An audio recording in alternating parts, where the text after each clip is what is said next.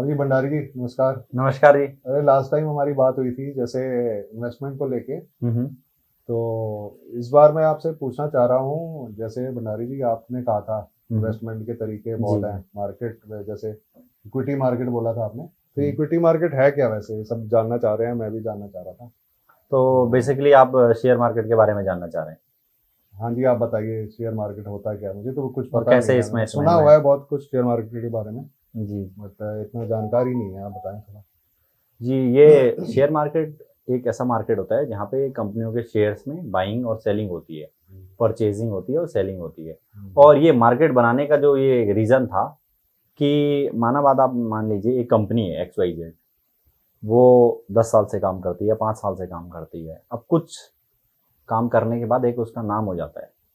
मान लीजिए उसकी 100 रुपये से वो कंपनी शुरू हुई है और आज की डेट पे 1000 रुपये हो गया उसकी वैल्यूएशन।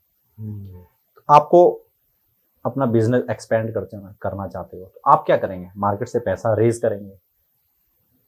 जैसे हम बैंक से लोन लेते हैं तो वैसी कंपनियां भी करती है, अपना बिजनेस एक्सपेंशन करने के लिए लोन लेती हैं। तो वो क्या करती हैं? उसके लिए शेयर रिलीज करती हैं।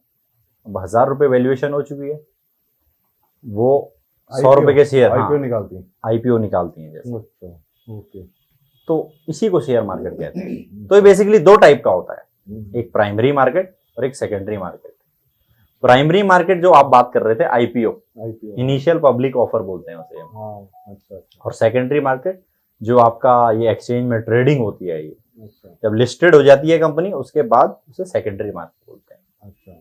सेकेंडरी मार्केट बेसिकली क्या होती है? उसमें ट्रेडिंग होती है। हम्म, और प्राइमरी मार्केट में कंपनी रिलीज करती है, जो आप खरीदते हैं वो कंपनी से खरीदते हैं या कंपनी के शेयर होल्डर से खरीद ये लीजिए। बोला।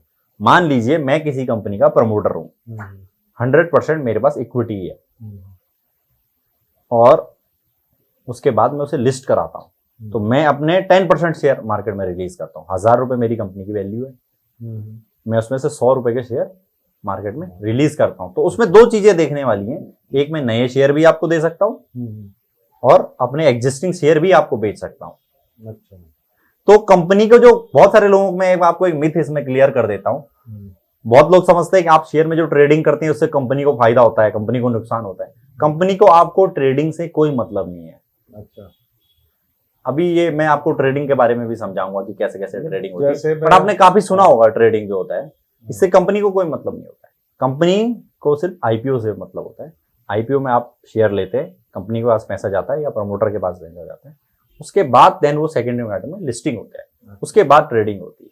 मतलब जब मैं शेयर खरीदता हूँ तो मैं एक शेयर होल्डर बन जाता हूँ हाँ, आप कंपनी कंपनी का। के शेयर होल्डर होते हैं। अच्छा, और जब मैं ट्रेडिंग करता हूँ तो मतलब मैं उसके अपने फायदे के लिए ट्रेडिंग कर रहा हूँ। जी, उससे कंपनी को फायदा नुकसान नहीं होता है। हाँ, मतलब वो अपने फायदे के लिए करना है हाँ, वो ट्रेडिंग। आप मतलब आप व्यू है कि आप as a shareholder long term कभी, इन्वेस्टर बनना हाँ। चाहते हो तो आप लॉन्ग टर्म करिए, और शॉर्ट टर्म में लोग ट्रेडिंग भी तो करते हैं। ट्रेडिंग कैसे करते हैं? जैसे एक तो हमने खरीद लिए शेयर, लेके हम्म। हमने अच्छी कंपनी के शेयर, हम्म। कुछ जैसे कोई रिकमेंडेड जैसे आप करेंगे हाँ। तो, या आप एडवाइस करेंगे हमारे को, हम्म। तो हमने ले लिए, लेके रख लें कि या उसमें ट्रेडिंग भी करें? ठीक है, दोनों चीजें आप कर सकते हैं।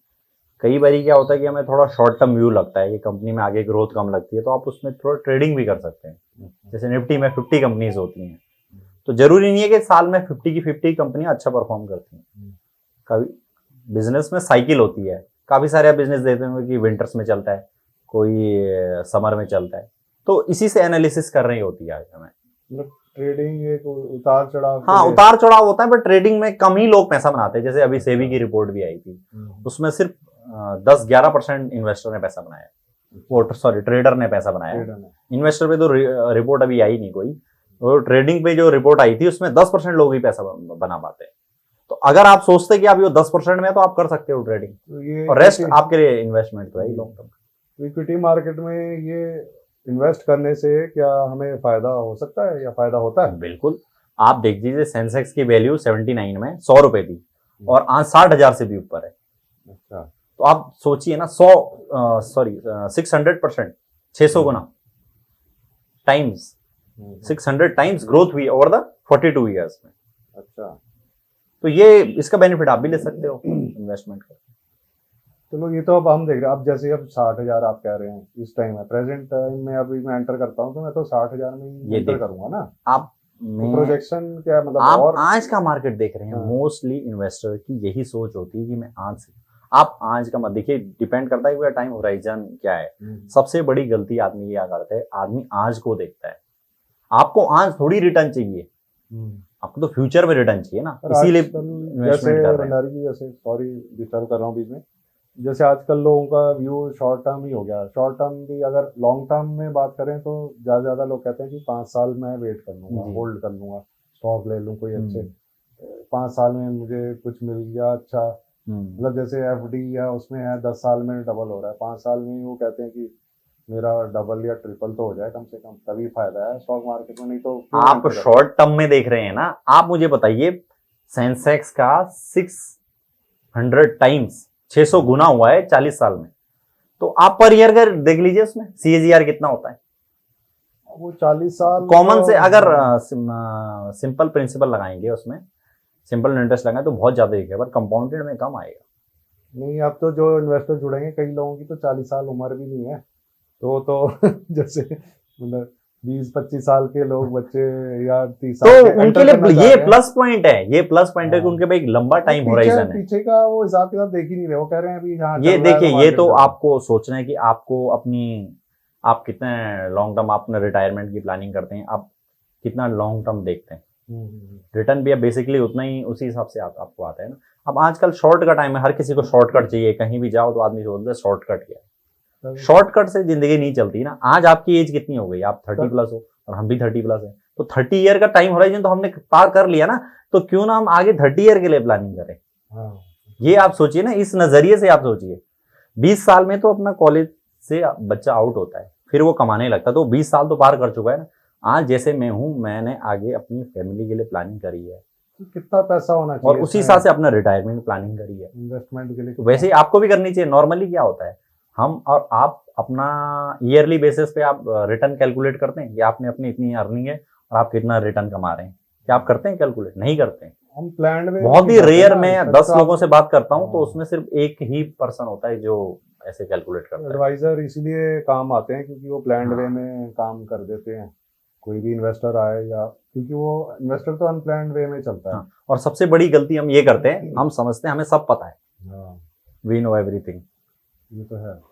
तो आदमी वही समझता है कि वो एक्सपर्ट की सलाह नहीं लेता है। एक चीज आप मुझे बताइए, जैसे लोग तो एंटर करते हैं इसमें इन्वेस्ट करने के लिए शुरू में, हाँ। अच्छे, चलो जी कहते हैं 5 साल का होराइजन है, हाँ। धीरे धीरे वो मार्केट की वॉलेटिलिटी देखते हैं तो वो ट्रेडर बन जाते हैं, धीरे धीरे कन्वर्ट हो जाते हैं। बिल्कुल बिल्कुल यही होता है ना, कि शॉर्ट टर्म गेन ही ले लें, कुछ कमाई निकाल लें इसके पीछे मैं रीजन बता तो ये देता क्या हूँ। ठीक है ऐसा करना? देखिए, वो आपका नजरिया तय करता है कि आपने, जैसे कई लोग इन्वेस्टमेंट करते हैं, आप शेयर्स में ही ले लीजिए, कोई 100 रुपए का अगर शेयर्स लेता है, वो मोस्टली मैं 90% लोगों से बात करता हूँ, तो वो आज इन्वेस्टेड क्यों हैं, जिन कंपनियों की ग्रोथ नहीं है, क्योंकि उन्होंने 100 रुपए पे ले लिया था, आज शेयर का रेट 10 रुपए है, 20 रुपए है, तो वो स्टक हो चुके हैं।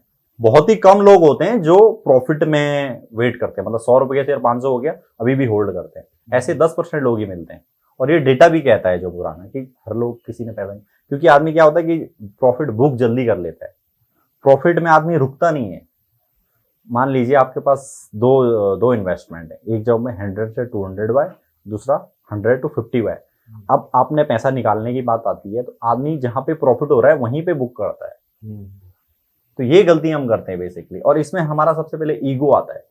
हम सोचते हैं कि हम गलत कैसे हो सकते हैं मार्केट में, तो आप कोई भी गलत हो सकता है मार्केट में।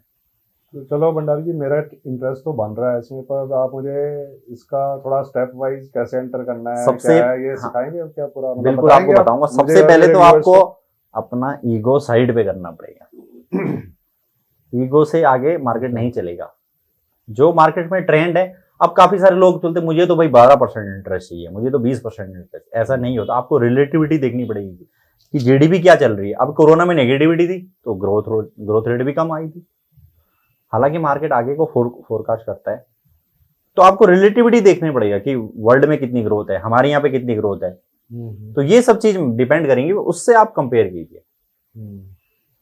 ठीक है भंडारी जी, अब आप हमें थोड़ा सा ना गाइड करना कि हमें इन्वेस्टमेंट करने के लिए इसमें कैसे एंटर करना है मार्केट में, इक्विटी मार्केट जैसे स्टार्ट करने के लिए हमें पहला स्टेप क्या करना चाहिए, फिर कैश में ही करना चाहिए हमें, या इसमें 2-3 ऑप्शंस हैं जैसे आपने बताया था, फ्यूचर ऑप्शन, एमपी के थ्रू भी आपका, है ना, फंड के थ्रू है आपका, तो ये थोड़ा विस्तार से समझाना हमारे व्यूअर्स को। तो ये हमारे शायद नेक्स्ट वीडियो में हम भंडारी जी से इसमें पूरी चर्चा करेंगे। और एक चीज मैं आपको मेन बताना चाहता हूँ, आप इनकम कर रहे हैं, आप अपने काम के ऊपर पूरा कितना घंटा दे रहे हैं, 8 से 10 घंटे देते हैं आप अपनी जॉब में? बिल्कुल देते हैं। हर कोई मोस्टली हमारे जो इंडिया में काम होता है वर्क कल्चर जो 8 से 10 घंटे का है, तो आपसे 8 से 10 घंटा और आप हफ्ते में 5 दिन भी काम करते हैं, तो 40 to 50 आवर आप काम करते हो। बट आप अपने फाइनेंस के लिए कितना टाइम देते हैं? हार्डली कोई लोग होता है कि हफ्ते में 1 या 2 घंटे भी नहीं देता है, महीने में नहीं देता है, महीने में नहीं देता है। तो यहीं पे हम गलती करते हैं। और मैं आपको एक चीज बहुत कमाल की बताऊं, अगर आप अपने फाइनेंस के बारे में, इसके बारे में कैलकुलेटिव करोगे, तो जितना आप अर्निंग कर रहे हैं उसके 3 to 5 to 10 टाइम्स तक आप इन्वेस्टमेंट से आप ग्रो कर सकते हैं। क्योंकि एक चीज बहुत इंपॉर्टेंट मैं आपको यहाँ पे बताने वाला हूँ, कि जो पैसा होता है ना वो कभी रुकता नहीं है। आप सोचिए आपने बैंक में अपना एफडी रखा हुआ है, तो क्या आपको सैटरडे संडे का इन्वेस्टमेंट नहीं मिलता है, रिटर्न नहीं मिलता है? मिलता है ना। और बैंक से आप लोन लेते हैं तो सैटरडे संडे का भी आपको मिलता है। बैंक भी तो कहीं इन्वेस्ट कर रहा है उस पैसे को। इन्वेस्ट कर रहा है, बोलने का मतलब है कि पैसे पे पैसा। इंटरेस्ट जो है ना, आप चाहे काम कर रहे हैं नहीं कर रहे हैं, पैसे पे इंटरेस्ट बनेगा ही बनेगा। वो चाहे कम बने ज्यादा बने, वो चीज अलग सोचनी है। तो आपको अपना एसेट बना दे रहे हैं, मतलब पैसा चलता, लाइबिलिटी कम करनी है, एक्सपेंसेस कम करने हैं जितना हो सके, और अपने एसेट्स बनाने हैं, लाइबिलिटी कम करनी है। ठीक है, यही मूल मंत्र है जी। चलो भंडारी जी, हम आपसे मिलके बहुत सवालों के तो फिर बात करेंगे इसके बारे में डिटेल। हाँ जी, बाद में हम इसके बारे में चर्चा करते हैं दूसरे नेक्स्ट एपिसोड में।